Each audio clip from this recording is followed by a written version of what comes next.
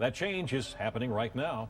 Good afternoon. I'm Stacy Smith. And I'm Kimberly Gill. Chief Meteorologist Jeff Rosella is here with a first check on the forecast. Jeff. All right, thanks very much. Yeah, rainy afternoon across the area with showers moving through since about lunchtime today in an occasional fashion. And temperatures have dropped off a bit, but it's still, I guess, relatively mild outside. We haven't seen the really chilly air take hold as yet. Right now it is 59 in downtown Pittsburgh, but you can see off to our north and west, the temperature has dropped to 48 in Youngstown, and that is the leading edge of some of that much cooler air that's going to arrive here during the early part of this evening. You can see there are more scattered showers that we will be dealing with over the course of the next few hours. I do expect by about 7 or 8 o'clock this evening, most of the showers will be winding up, but at that point we will see some of that cooler air moving in, and we should see a fairly sizable temperature drop off in a short period of time, probably down into the 40s in probably an hour or two's time frame during the early part of this evening.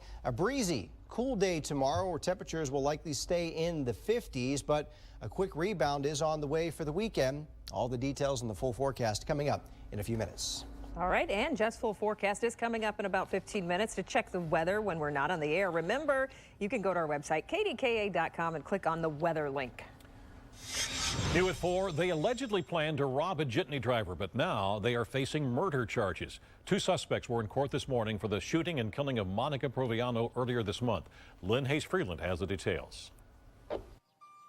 A 28-year-old woman trying to make some extra money for law school was shot and killed earlier this month while working as a Jitney driver. Today, 2 men arrested in connection with her murder were supposed to appear before a district magistrate, but the hearing was ultimately postponed. It was a postponement, but we believe justice will be served here. Timothy Brock and William McGraw, both 19 years old, are charged with homicide, robbery, and criminal conspiracy. This whole incident was just, it's unbelievable, and they deserve what they get, and I hope they get life sentence. Right now, we're just trying to deal with everything and cope with everything. Police say Monica Proviano answered the call for a Jitney driver the night of April 10th. When she got to South Trenton Avenue in Wilkinsburg, she was shot in the head with a sawed-off shotgun. The suspects then stole her car and left her to die. Her injuries were so severe, police couldn't identify her at first. I'm not taking this so well. This was a very big shock to me. That's my oldest daughter. Police say the murder was planned, but 2 others backed out before the robbery. It is a very dangerous, and they're in very dangerous. Jitney drivers, you know, they're, especially at 1 o'clock, 2 o'clock in the morning, driving in bad areas, they're taking their life at risk as well. Lynn Hayes-Freeland, KDKA TV News. Well, the Pittsburgh Marathon is quickly approaching, and thousands of people from our area and around the country plan to lace up and hit the pavement. After the tragedy in Boston, there will be a major focus on security. So who will pay for that extra security? It's something local leaders have been thinking about lately. Harold Hayes is live in the newsroom with the latest. Harold? Well, one of the big concerns about extra security is that the marathon itself traditionally pays for the race costs and the security costs. But marathon officials say if the organization is forced to handle the cost of additional security, costs that have yet to be determined, it could spell the end of the marathon. County agencies have always helped out, but this year local governments may have to depend more heavily on federal resources this time. Councilman Bill Peduto says it's likely local governments may have to bite the bullet and get the resources early on, then get reimbursement through federal resources. Homeland Security funding could be an option. There's certain things that we did during G20 that we're going to have to do again. We're going to have to take the garbage cans out of neighborhood business districts. We're going to have to store them. We're going to have to bring them back. That may mean for the next few days we take some of the pothole crews off and bring them on board. We're going to need to have additional police presence, and that's going to mean that we're going to have overtime in the police on the streets, not only during the race itself, but in preparation of it. And I'm sure the administration realizes that, but we can't just put all the burden on the marathon itself. Otherwise, we will basically end the marathon. Now, city officials do plan to announce tomorrow their security plans for the marathon. In the newsroom, Harold Hayes, KDKA TV News. Harold, thank you. And Pittsburgh paramedics will be out in full force at the Pittsburgh Marathon on May 5th. They plan to donate 100% of their wages while working in the marathon to victims of the Boston bombings. Additional EMS workers will be walking around collecting donations for the One Fund Boston charity. The neighborhood near the finish line of the Boston Marathon reopened to the public today. Also, thousands of police officers gathered to honor the officer who allegedly shot and killed by the marathon bombing suspects. Randall Pinkston is in Boston with the latest details. Vice President Joe Biden is joining an estimated crowd of 10,000 people at a memorial service for Massachusetts Institute of Technology police officer Sean Collier. Law enforcement officials from around the country are on the campus of MIT, along with students, teachers, and staffers. Authorities say Collier was sitting in his patrol car when Boston Marathon bombing suspects shot and killed him because they wanted to steal his gun. The investigation into the bombing suspects moved to southern Russia. A team from the U.S. is questioning the parents of the Tsarnaev brothers. Russian intelligence officers also have questions. Secretary of State John Kerry says the U.S. is grateful for Russia's cooperation. President Obama was very gratified to receive the call from President Putin. President Putin offered help and assistance. The blocks around the bombing sites reopened overnight. Cars and trucks are flowing again on Boylston Street. The area is returning to normal, but some of the businesses impacted by the bombing are still boarded up. 19-year-old bombing suspect Johar Tsarnaev is now listed in fair condition as he recovers from gunshot injuries after his shootout with police. Family members say a friend, known only as Misha, radicalized the older brother, Tamerlan. Investigators also discovered Tamerlan, who died in last week's shootout, bought 48 mortar shells at a New Hampshire fireworks store in February. Randall Pinkston, CBS News, Boston.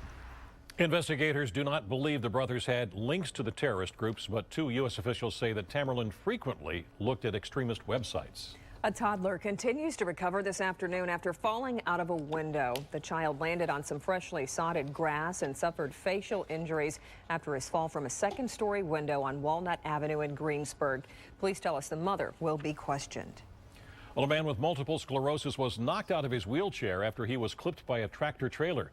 David Schultz was heading to the Heights Plaza Shopping Center in Natrona Heights with his wife. They were in the parking lot area because the sidewalk is under construction. The couple stopped so that an 18-wheeler could make a turn, and that is when the rig hit and then dragged Schultz. After I got turned around, I thought this would be the worst time possible to fall out of my wheelchair because I seen the back of those the wheels from the 18-wheeler, and they would have ran me right over and killed me. Harrison Township officials say they have had other complaints about the lack of a sidewalk in that area. They say the contractor is working as fast as possible to reopen it. Well, on Wall Street today, a three-day rally finally came to a close as the Dow Jones Industrial Average and all of the indices slipped to the negative side. This now is a live picture of the big board on the New York Stock Exchange, and for the day, the Dow Jones Industrial Average is going to give up about 43 points. Also on the negative side today, the NASDAQ fractionally and the S&P 500 down also fractionally. We will have a closer look at all the closing numbers coming up a little bit later in the newscast. A trip to the store turned into a terrifying event. We'll show you what happened when a woman refused to give her purse to a thief. The number of Americans with heart failure is expected to climb dramatically over the next several years. Still to come, what is causing the increase and what will happen if this trend is not reversed. If you get sick or injured during these times, UPMC Urgent Care is available at these locations. On-site prescriptions available and no appointments are necessary. UPMC Urgent Care. The service is express, the care is UPMC. At Jeep, we're having our showcase event. Over the years, we've learned what it takes to get you to the top, to become the center of attention, and earn the spotlight. You might say, standing out is in our nature. Hurry in now. These great offers end soon. Now well-qualified lessees can lease the 2014 Grand Cherokee Laredo 4x4 for $359 a month. For over 25 years, Catalyst Connection has been helping companies like Hamill Manufacturing who make innovative products in southwestern Pennsylvania. One of the biggest challenges in our industry is the need for skilled workers. Hamill brought the idea of the Bots IQ program to our region 8 years ago to let young people use their manufacturing talents. To explore the new manufacturing at Catalyst Connection, just log on to catalystconnection.org. At King's, we're for big appetites and small appetites. gravy smothered, and chocolate covered appetites. Healthy appetites, exotic appetites. I want it right now, or just something light appetites. Simple appetites, fancy appetites. What can we get you today?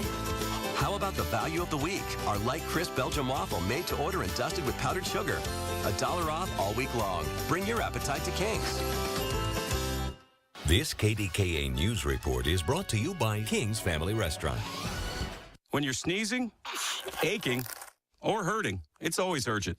That's why UPMC Urgent Care Centers are open 9 a.m. to 9 p.m., 7 days a week. UPMC Urgent Care. The service is express. The care is UPMC. A trip to the grocery store turned into an all-out battle for one woman in Ohio. The woman was in a grocery store parking lot when a man ran up beside her and grabbed her purse. She refused to let go, even as the man got into a car and dragged her several feet. Here's how the woman explained the incident to an emergency dispatcher. I was getting in my car. I put my groceries in my passenger side and went to get in the driver's side, and he ran up behind me, and I'm like, no, no, and he took me. He was like, give me your purse. Well, the man did get away with the woman's purse. Witnesses saw what happened and ran to help her. The woman told authorities she was punched in the head several times. Fortunately, she was not seriously hurt. Well, a man in Utah learned the hard way not to mess with a Mormon bishop. First time I've ever drawn my sword. A woman started screaming for help when she was being attacked at her home. The bishop heard her cries and ran to the house with his samurai sword in hand. When the attacker saw the sword, he ran the other way, and the bishop chased him. That was enough for the attacker, apparently. He turned himself into police.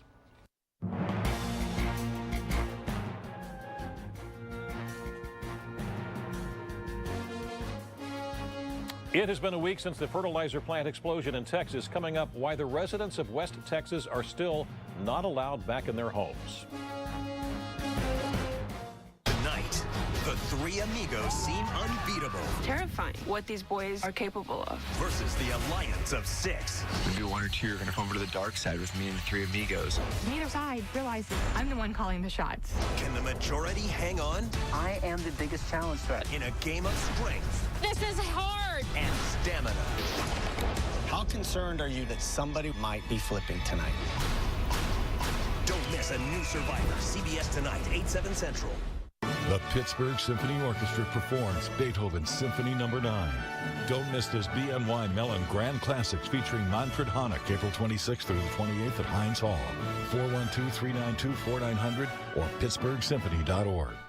It's 4,000 miles from Italy to Pittsburgh, to this quarry where my great-grandfather worked, our family produce store in Homewood. This is where my grandfather died at J&L Steel. That Pittsburgh is gone now. I'm Bill Peduto, and my life's work is building a new Pittsburgh with a 21st century infrastructure plan, job training in a partnership with our universities, and strengthening neighborhood businesses. We need a mayor who never forgets what we can be. It's Bowser's 30th anniversary, and they're celebrating with huge savings all month long.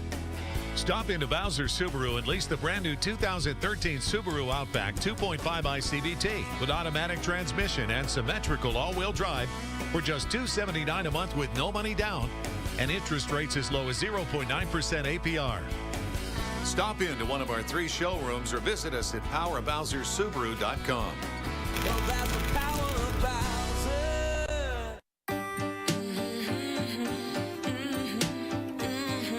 It's a beautiful feeling. When you shop at Grove City Premium Outlets, you can have it all. 130 legendary brands, abundant selection, and real savings of 25 to 65% every day. It's everything shopping should be. Grove City Premium Outlets. Shop brilliantly. The Pittsburgh Symphony Orchestra performs Beethoven's Symphony No. 9. Don't miss this BNY Mellon Grand Classics featuring Manfred Honeck, April 26th through the 28th at Heinz Hall. 412-392-4900 or pittsburghsymphony.org. New delays at airports around the nation are reviving an old political fight on Capitol Hill. Democrats and Republicans are blaming each other for automatic budget cuts that force the FAA to cut back on air traffic controllers. Danielle Nottingham has more. The anger over flight delays has landed in Washington, with Republicans and Democrats blaming each other for the cutback in air traffic controllers. This administration is implementing sequestration to cause the most pain on the traveling public that it possibly can. The Republicans like the pain. They like the pain. But FAA Administrator Michael Huerta testified Wednesday that he warned Congress this would happen. But Republican Hal Rogers accused the FAA of not revealing specific cuts until hours before they took effect, compounding the delays. We have been talking about reduction in available controller hours of 10% for months. But you didn't tell them which airports, which airlines, which We times. told them that they should expect significant impacts at major hub facilities. Well, la-ti-da. Everyone knew that. Air travelers are getting caught in the middle of this budget battle. Fewer controllers to handle takeoffs and landings is creating about 1,000 flight delays a day. Pollyann France is headed home to North Carolina. It's really annoying because this could have all been avoided if our elected officials were doing their jobs. The head of the International Association of Flight Attendants believes things could get worse. Our aviation system is the best in the world, and we're in danger of letting that cripple if we cannot fix this needless cut. Congress is working on a legislative fix, but it's not clear when or if it will pass. Danielle Nottingham, CBS News, Reagan National Airport. Residents of West Texas still have not been allowed to return to their homes following the deadly fertilizer plant explosion. The city is still trying to figure out if the explosion damaged water lines. Officials say even when parts of the town reopen, houses will be marked by colors. Green means it's okay to enter. Red means it's still unsafe. Not structurally safe. You're not going to get in there. You're not going to get in your house. Never? You're not going to get in there and get your cars out right now. Insurance companies have started combing through the 10 streets closest to the blast site. There is no set time on when people will be allowed back in their homes for good. Well, a house in Southern California has been condemned after the hillside underneath it gave way. The people who lived there were evacuated. A fire official in San Bernardino says that a water line under the patio had broken and saturated the hillside, causing that collapse. The homeowner says he hopes to build a retaining wall and then stabilize that area. A settlement has now been reached with Consol Energy over a dam at a local state park that was allegedly damaged by underground coal mining. The Department of Conservation and Natural Resources says that Consol agreed to pay $36 million to replace the dam at Ryerson Station State Park. The state drained the Duke Lake to keep the dam from failing in 2005. Consol will be allowed to drill for natural gas under the park, but only from well pads that are situated outside of park boundaries. Major flooding continues in the Midwest. This is video of the Mississippi River in Alton, Illinois. The river's levels are slowly dropping in places north of St. Louis, but slowly rising the farther south you go. The Mississippi is expected to crest by tomorrow morning, but it will remain above flood stage in most towns in Missouri into next month. Yep, that's the remnants of all that rain they had. Also the winter snows, and of course North Dakota just this past week had like 6 inches of snow as well. Around here we're experiencing some rain, nothing heavy like that. That's right, and they say April showers bring May flowers. Let's check in with Chief Meteorologist Jeff Rosella. Certainly does help to get things green in a hurry, and warm temperatures help as well. And we'll get back to warm temperatures by the weekend, but in the short term, we're going to take a turn to some cooler conditions as a front will be coming through the area in the next couple of hours. Right now.